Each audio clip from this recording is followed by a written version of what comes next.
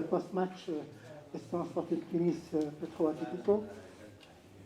Nous avons le plaisir d'avoir avec nous le head coach de l'Espérance, M. Christian Braconi. Bonsoir.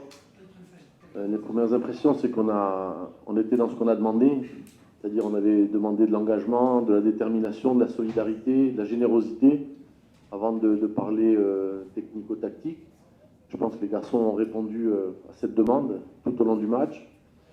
On a eu une dépense d'énergie colossale. Les garçons ont fait des courses, ils ont été dans l'état d'esprit qu'on voulait, ils ont joué un match de Ligue des Champions. Maintenant, on peut revenir sur beaucoup de choses, mais en tous les cas, ce qui était le plus important pour nous, c'est qu'on ait des ressources mentales et psychologiques pour venir à bout de cette équipe, qui au demeurant est une très bonne équipe, avec un jeu très posé, qui nous a quand même mis en difficulté, même si on n'a pas concédé beaucoup d'occasions. Et donc, je suis à ce titre très fier de mes joueurs qui, comme on dit, ont mouillé le maillot, étaient au bout de leurs efforts et de leurs possibilités. Donc, je leur tire un grand coup de chapeau et je suis très fier d'eux. On retient seulement la première question. Merci. Donc, comment j'ai trouvé mes joueurs?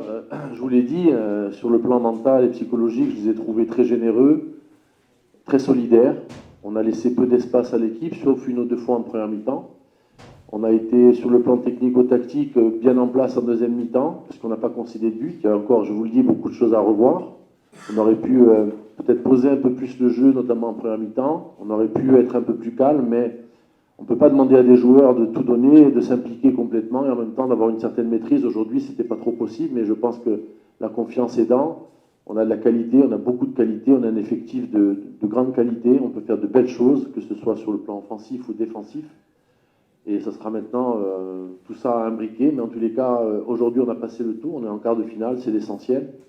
On revisionnera le match, on verra ce qui s'est passé, on verra ce qu'on peut tirer de conclusions positives et des points améliorés.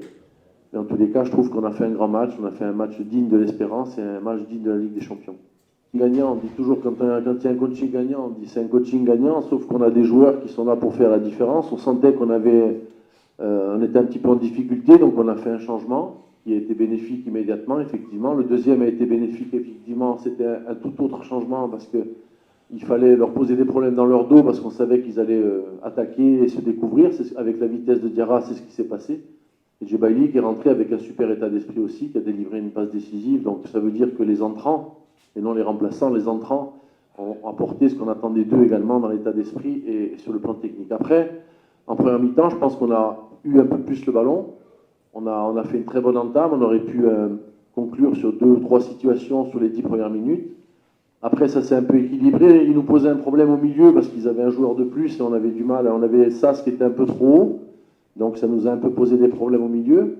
En deuxième mi-temps, à la mi-temps, on leur a dit qu'il fallait surtout rien lâcher, qu'au contraire, il fallait monter le curseur sur le plan de l'agressivité, de l'intensité, parce qu'il ne fallait pas laisser jouer cette équipe, il ne fallait pas lui laisser de place. Et je pense que c'est ce qu'on a réalisé. Encore une fois, des fois, il y a eu un excès d'engagement parce qu'on a pris des cartons, on a fait pas mal de fautes qui auraient pu être pénalisantes à 30 mètres du but, mais en tous les cas, moi je préfère avoir une équipe et dire à mon équipe de freiner un petit peu que de la pousser.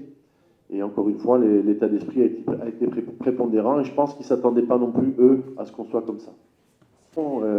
Trouver davantage de fluidité dans le jeu. On n'a pas encore mis de principe de jeu en place. On a laissé les choses quasiment en l'état en modifiant 2-3 petites choses, mais on a surtout actionné le levier mental et psychologique.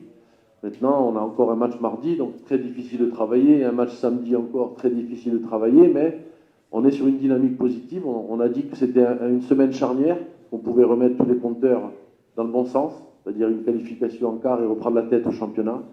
Donc c'est ce qu'on va s'attacher à faire. Et ce que j'ai aimé dans le discours du match, du vestiaire de la part des joueurs, c'est qu'ils disent si on joue comme ça, on ne perdra plus un match.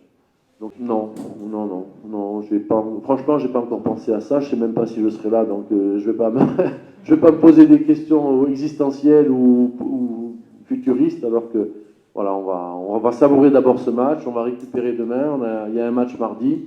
C'est le match le plus important. Mardi, il va falloir bien le négocier pour reprendre peut-être la tête. Donc voilà, on a des ambitions, on les met en place. Je suis satisfait du match, je suis très content de l'état d'esprit, encore une fois, des joueurs. Mais je n'ai pas été surpris parce que toute la semaine, ils ont travaillé comme ça. Donc voilà, maintenant, il y a une bonne récupération à avoir et puis en espérant que la confiance soit là pour les prochains matchs.